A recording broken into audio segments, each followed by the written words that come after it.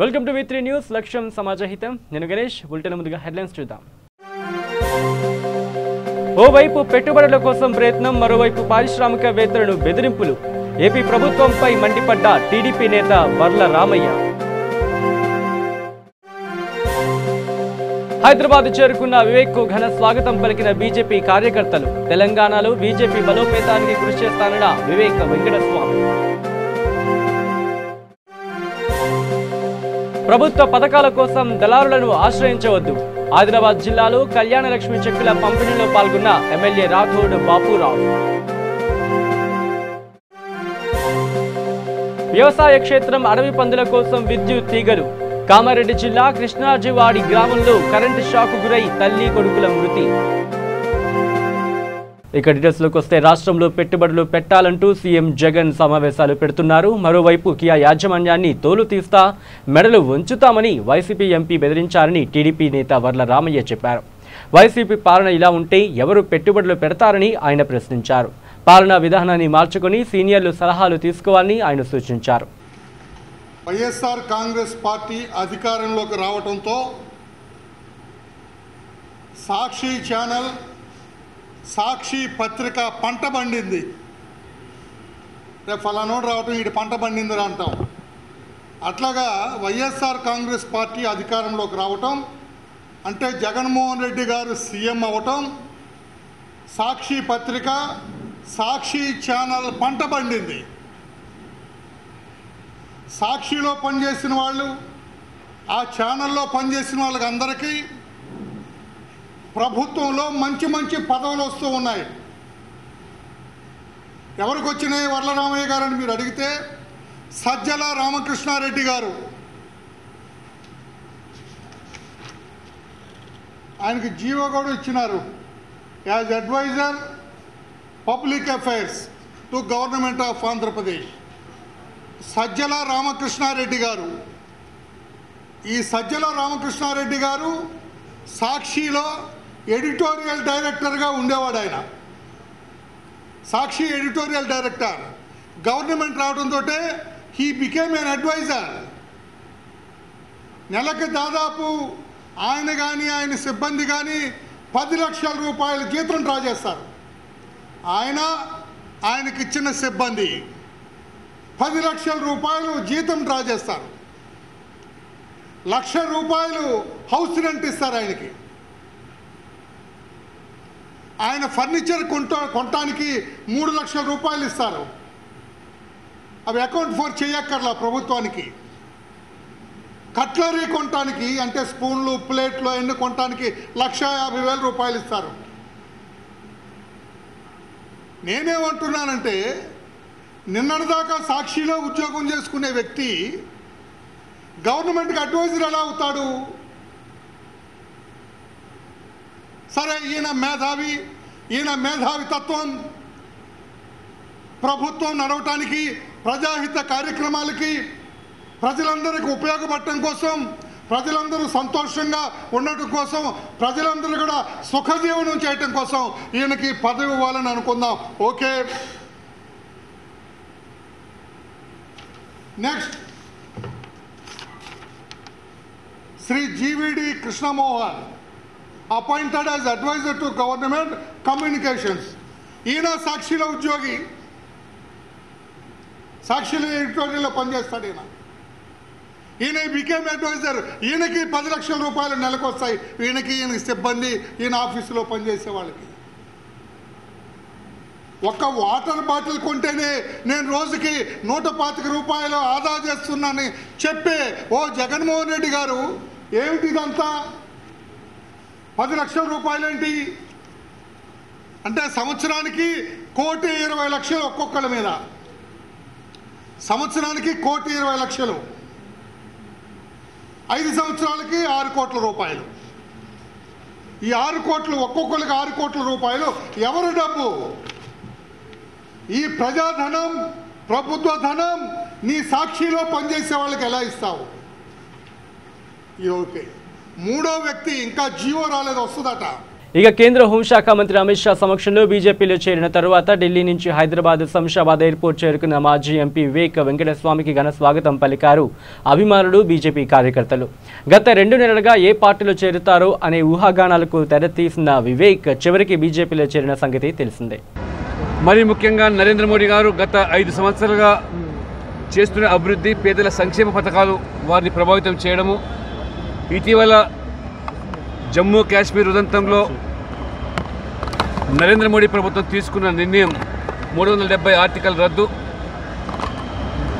దేశ సమైక్యత, ప్రజల ప్రయోజనాల దృష్ట్యా తీసుకున్న నిర్ణయాన్ని పట్ల ఆకర్షితులై తెలంగాణలో నేను సైతం బీజేపీ బలోపేతం చేస్తామని, ఆ నియంతృత్వ కుటుంబ పాలకు స్వస్తి పలికేదానికి బీజేపీ సరైన ప్రత్యామ్నాయం చెప్పి విశ్వసించి కాంగ్రెస్ ఇవాళ టీఆర్ఎస్ పార్టీతో లాలూచి రాజకీయాలు నడుపుతున్న బిల్డింగ్ దాన్ని కూల్చివేసుడు, కాంట్రాక్టర్లకి దాంట్లో మళ్ళీ కమిషన్లు ఇవ్వడము, ఒక 5,000 కోట్లు ఉన్న బిల్డింగ్ని మళ్ళీ కూల్చేసి ఒక 5,000 కోట్లతో ఇంకొక బిల్డింగ్ కట్టడము, ప్రగతి భవన్ ఒక 100 కోట్ల ప్రగతి భవన్ కట్టుకున్నాక ఒక మంచి సీఎం బిల్డింగ్ ఉండే రాజశేఖర్ రెడ్డి గారు కట్టుకున్నప్పుడు, కానీ దాన్ని వాడుకోకుండా ఒక 100 కోట్లు పెట్టి మళ్ళీ ప్రగతి భవన్ కట్టడము, ఇది ఒక తుగ్లక్ పాలన అయింది కేసీఆర్ గారిది.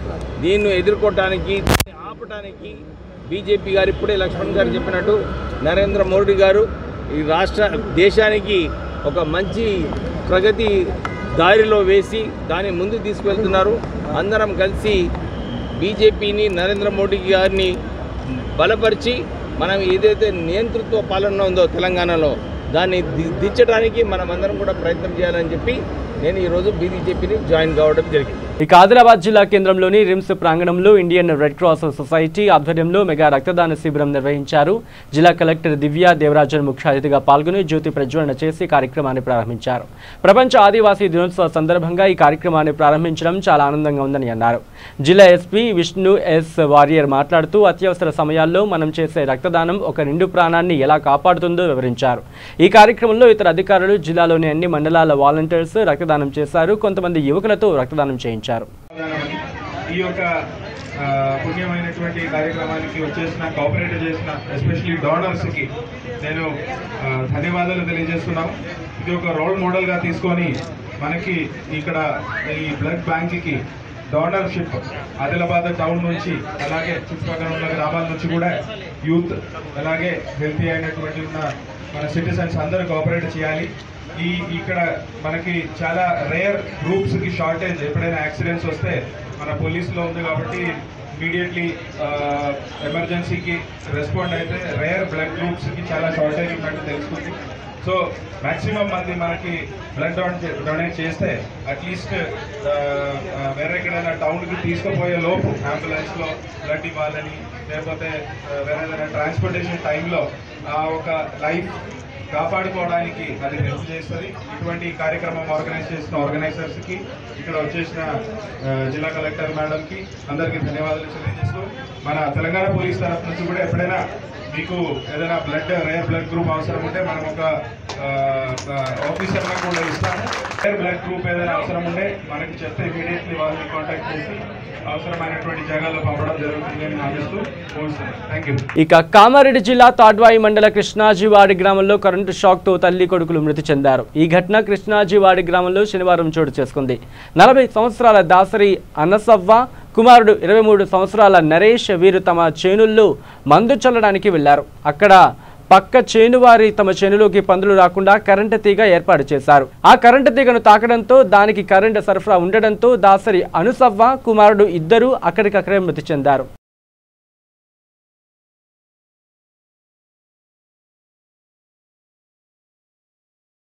ఇక కళ్యాణ లక్ష్మి పథకం తెలంగాణ రాష్ట్రంలో పేద ఇంటి ఆడపిల్లకు వరమని ఎమ్మెల్యే రాథోడ్ బాపురావు అన్నారు. ఆదిలాబాద్ జిల్లా భీంపూర్ మండల తహసీల్దార్ కార్యాలయంలో మండలంలోని కళ్యాణ లక్ష్మి పథకం లబ్ధిదారులకు చెక్కులను అందజేశారు. ఈ సందర్భంగా ఎమ్మెల్యే మాట్లాడుతూ కళ్యాణ లక్ష్మి పథకంలో భాగంగా వికలాంగుల పెళ్లి జరిగితే వారికి సహాయాన్ని మరింత ఎక్కువగా అందిస్తున్నారని తెలిపారు.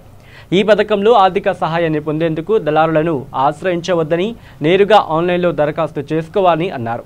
ఈ కార్యక్రమంలో జిల్లా రైతు సమన్వయం అధ్యక్షులు అడ్డి భోజరెడ్డి మరియు ఇతర ప్రజా ప్రతినిధులు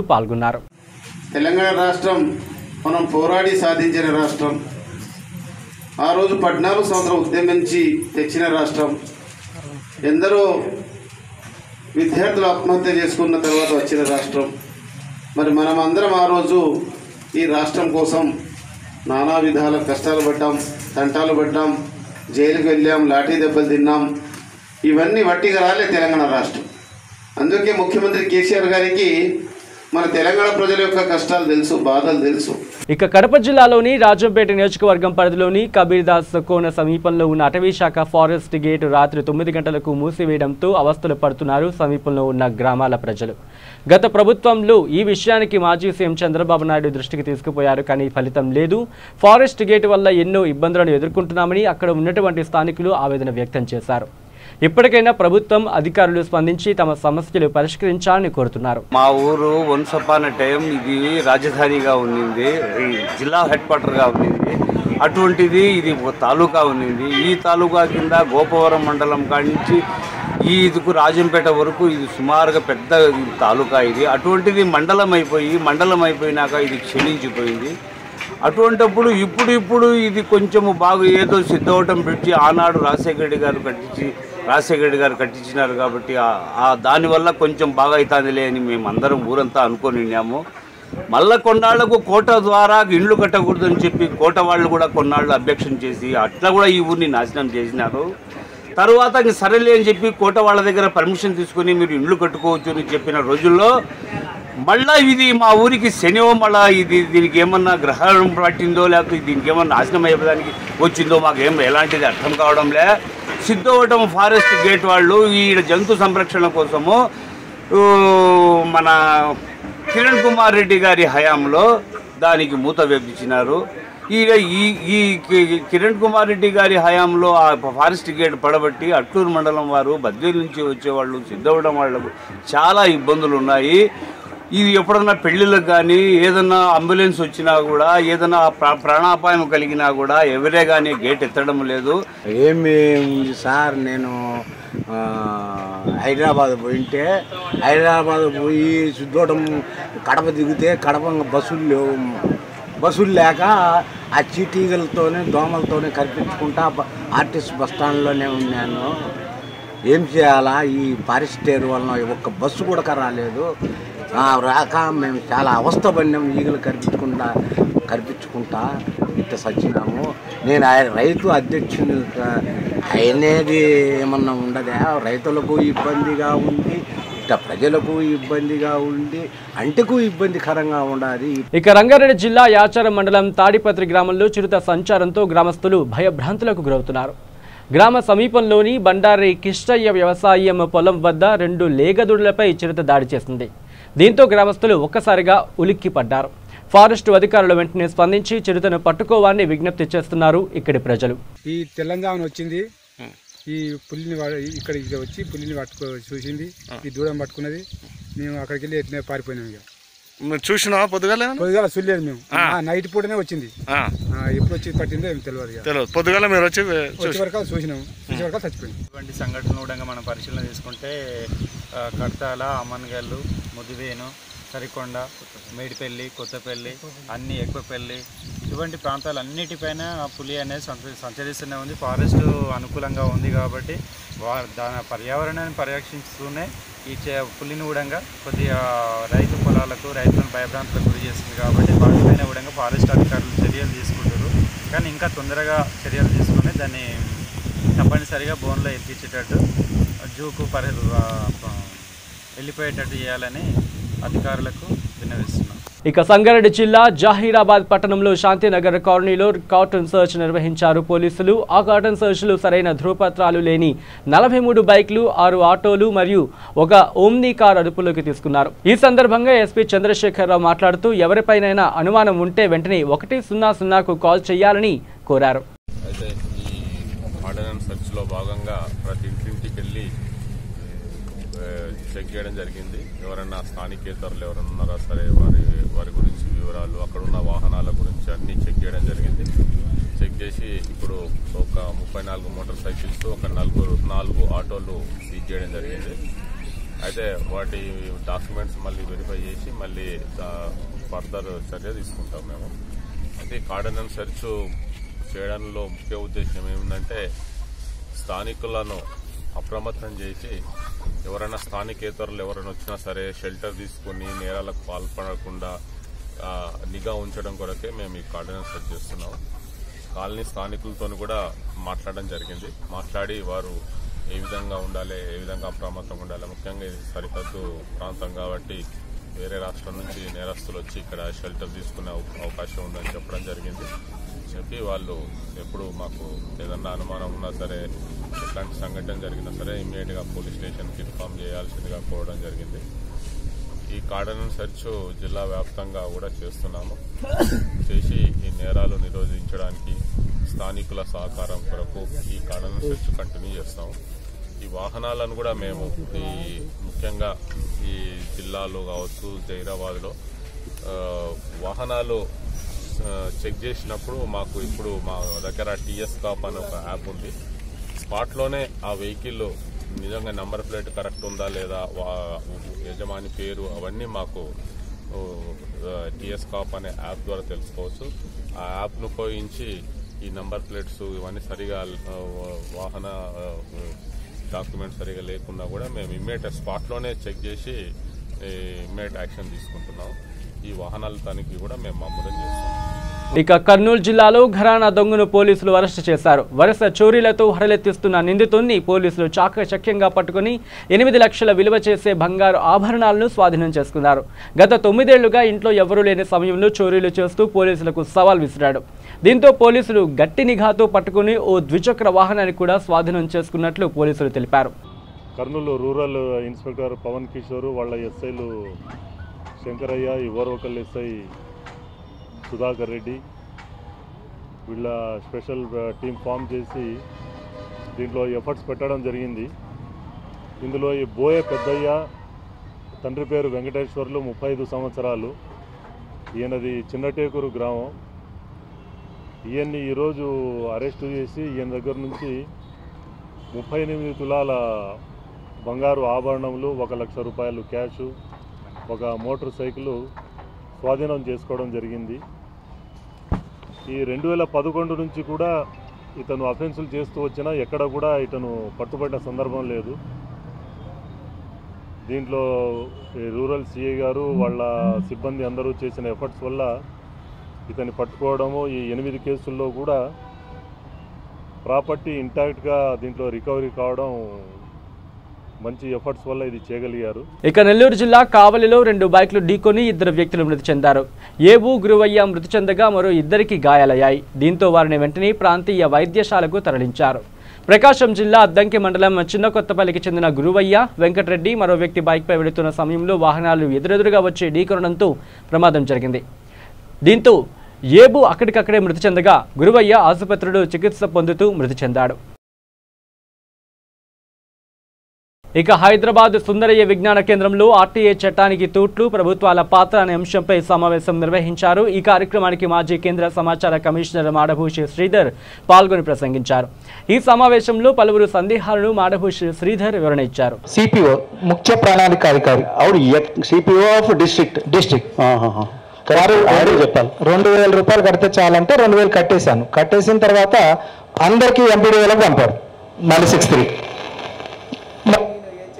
అందరూ ఏం చేశారంటే ఒకరు 5000 కట్టి 3000 కట్టని మొత్తం 2 లక్షల రూపాయలకు పంపారు. నేనేం చేయాలి? మీరు అడిగిన సమాచారం, వారు అడిగిన సమాచారం కన్నా చాలా విలువ. నన్ను 2000 కట్టించుకున్న తర్వాత నేను మళ్ళీ పేమెంట్ ఎట్లా చేయాలి? వాళ్ళకు తప్పుడు సమాచారం ఇచ్చారు కాబట్టి కమిషనర్ ఏమంటారంటే ఇంత పెద్ద ఇన్ఫర్మేషన్ అడిగావు, నీకు ఎలా ఇవ్వాలంటారు. మరి పిఓగా నాకు తప్పుడు సమాచారం ఇచ్చారు కాబట్టి మీరు చర్యలు తీసుకోండి అని అడిగాను. ఏం చేశారు ఏం నాకు ఇంకా డిసిషన్ చేయలేదు సార్, పెండింగ్లో పెట్టారు. మీరు ఏం చేస్తుంటారు? నేను జర్నలిస్ట్ సార్. మీరు అడిగిన సమాచారాన్ని ఇంకా కొంచెం ఫైన్ ట్యూన్ చేస్తే బాగుంటుందేమో ఎప్పుడైనా ఆలోచించారా సార్? ఇంకా అంత అవగాహన రాలేదు సార్. అదే నేను అనేది సార్. ఒక ఎమ్మెల్యే ఒక నియోజకవర్గంలో ఒక 5 సంవత్సరాల్లోనో 3 సంవత్సరాల్లోనో 2 సంవత్సరాల్లోనో 1 సంవత్సరంలోనో చేసిన పని మీరు అడిగి ఉంటే చాలా బాగుండేది. Okay sir. అట్లా అడిగితే ఫోకస్ ఏర్పడి ఆ ఇన్ఫర్మేషన్ మీకు వచ్చేది. మీరు నిజంగా అడిగిన సమాచారం ఎంపీ ల్యాడ్స్ ఎట్లా అమలవుతుంది అంటే అమలు కాదు సార్, వాళ్ళు జిల్లాలో చేసిన పనులు కేవలం అదే ఎంపీ ల్యాడ్స్ అనేది పివి నరసింహారావు గవర్నమెంట్ ఉన్నప్పటి నుంచి మొదలైంది సార్. ఎంతో మంది ఎమ్మెల్యేలు వచ్చారు, పోయారు, కోట్ల రూపాయలు విడుదలైనాయో కాలేదో ఇవన్నీ వాడు సేకరించి ఇవ్వడం సాధ్యమండి? నేను 1 year అడిగాను సార్, ఓన్లీ 1 year.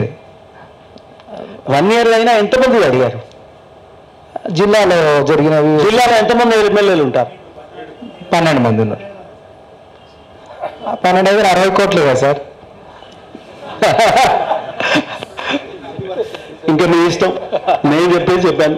ఇదే మనలో ఉన్న లోపం అండి. మనం చాలా స్పష్టంగా ఫోకస్డ్గా ఇన్ఫర్మేషన్ అడగడం మనం కూడా నేర్చుకోవాలి. మీరు జర్నలిజంలో ఎట్లా అడుగుతారు ఫోకస్గా? మీరు ఆ పార్టీలో ఎందుకు చేరారు అని అడుగుతారా? 1972 సంవత్సరం నుంచి ఇప్పటి వరకు ఎంతమంది ఈ జిల్లాలో ఈ మండలంలో పార్టీలు మారారు అని అడుగుతారా? వాళ్ళు వేసేది writ petition. Writ petition is different from appeal. Writ petition article 226 కింద వేస్తారు. అది జ్యుడిషియల్ రివ్యూ పవర్, అది అందరికీ ఉంది. అర్థమైందా? ఇప్పుడు నేషనల్ హ్యూమన్ రైట్స్ కమిషన్లో supreme court judge human rights commission చైర్మన్గా ఉంటాడు. వాళ్ళు జడ్జిమెంట్ ఇస్తే దాని మీద అప్పీల్ ఎక్కడికి పోతుందండి? సుప్రీంకోర్టుకు పోతుంది. కనుక వాడిని సుప్రీంకోర్టు చేస్తే హైకోర్టు జడ్జి చేయమంటారా అక్కడ? అది అనామలిగా? ఇట్లా ఆలోచించడం అనామలి. ఇది అనామలి అని చెప్పడం అనామలి. ఇది మిస్లీడింగ్. మీరు కాదు, మిమ్మల్ని అంటలే, ఆ చెప్పిన వాళ్ళతో చెప్తున్నా. గవర్నమెంట్ ఆఫ్ ఇండియా కూడా ఇదే ప్లే. మీరు చెప్పినట్టే మాట్లాడారు వాళ్ళు కూడా. మరి మీరంటే law student, I can excuse you. మరి వాళ్ళు లా ఎక్స్పర్ట్స్, వాళ్ళని ఎట్లా ఎక్స్క్యూజ్ చేయాలండి? 3rd అప్పీల్ లేదు, 4th అప్పీల్ లేదు, 5th అప్పీల్ లేదండి. 2nd అప్పీల్తో ముగిసిపోతుంది. You have to review.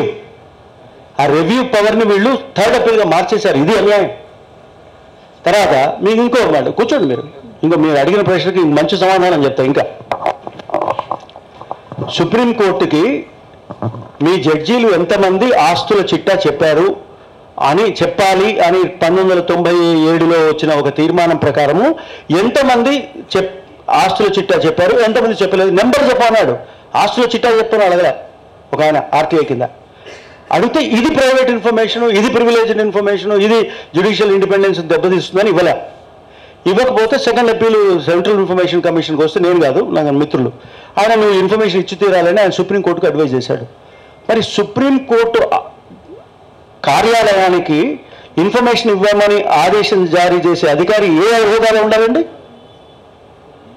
Clerk ఉంటే సరిపోతుందా? ఈ అనామలి చెప్పిన వాళ్ళని అడగండి పోయి. సుప్రీంకోర్టు చేసే హోదా ఉండాలి కదండి. తర్వాత ఏమైందంటే వాళ్ళు ఏం చేశారు తెలిసిన, సుప్రీంకోర్టు వచ్చి ఢిల్లీ హైకోర్టులో రిట్ పిటిషన్ వేసింది. ఎవరు? సుప్రీంకోర్టు. సుప్రీంకోర్టు ఢిల్లీ హైకోర్టులో రిట్ పిటిషన్ వేసి విచిత్రంగా కనపడుతుందా, కనపడటం లేదా? నీకు అనామలిగా కనపడుతుందా లేదా? ఢిల్లీ హైకోర్టు ఏం చెప్పింది తెలిసిన, సుప్రీంకోర్టు గివ్ దట్ ఇన్ఫర్మేషన్ అని చెప్పింది. ఎవరు? ఢిల్లీ హైకోర్టు. ఢిల్లీ హైకోర్టు చేస్తే సుప్రీంకోర్టు ఏం చేసింది తెలిసిన, 2 జడ్జీల ఢిల్లీ హైకోర్టు ధర్మాసనం ముందు అప్పీల్ చేసుకున్నారు, రిట్ అప్పీల్. ఢిల్లీ హైకోర్టు గారు, 2 జడ్జీల ధర్మాసనం ఢిల్లీ హైకోర్టు గారు, మా ఇన్ఫర్మేషన్ ఇవ్వద్దని మీరు ఇన్ఫర్మేషన్ కమిషన్ ఆదేశం చేయండి, ఇన్ఫర్మేషన్ కమిషన్ ఇచ్చిన ఆదేశాన్ని రద్దు చేయండి అని చెప్తే అప్పుడేం తెప్పించారు తెలుసా, supreme court you are doing wrong, please give the information అని ఆర్డర్ వేసింది. ఎవరు? ఢిల్లీ హైకోర్టు. అప్పుడు సుప్రీంకోర్టు ఏం చేసిందో తెలుసా, supreme court filed writ appeal before the supreme court against information commission. మీరేం తప్పు చేశారండి అందులో? నా మీద ఉంది కదా అప్పీలు. ఇవన్నీ అనామలీస్లా కనపట్టలేదా మీకు? ఎట్లా నమ్మారండి వాళ్ళు ఎవరో చెప్తే అనామలి అని? ఇక హైదరాబాద్ ఆసిఫ్ నగర్ దాయిబాగ్లోని హనుమాన్ బాలాజీ మందిరంలో 11వ వార్షికోత్సవ బ్రహ్మోత్సవాలు ఘనంగా నిర్వహిస్తున్నారు. బ్రహ్మోత్సవాల్లో భాగంగా వేద పండితులు విష్ణు సహస్రనామ పారాయణము, పుణ్యవాచనము, అలాగే విశ్వక్సేన పూజ, అంకురార్పణ, మంగళ శాసనము పూజలు నిర్వహించారు. ఈ రోజు బ్రహ్మోత్సవాల్లో భాగంగా ఉదయం 8 గంటలకు యాగశాల ప్రవేశము, శాంతిపాఠము, ద్వారతోరణ పూజ, చతుర్శాసన అర్చన, మూర్తి కుంభారాధన, అగ్ని ప్రతిష్ఠ, వైవతేయ ఆదివాసము, నిత్య పూర్ణాహుతి, ధ్వజారోహణము, బలిహారము, మంగళ శాసనము తదితర పూజలు చేశారు. దేవాలయ ట్రస్ట్ సభ్యులు భక్తులకు ఎలాంటి అసౌకర్యాలు కలగకుండా అన్ని ఏర్పాట్లు పూర్తి చేశారు.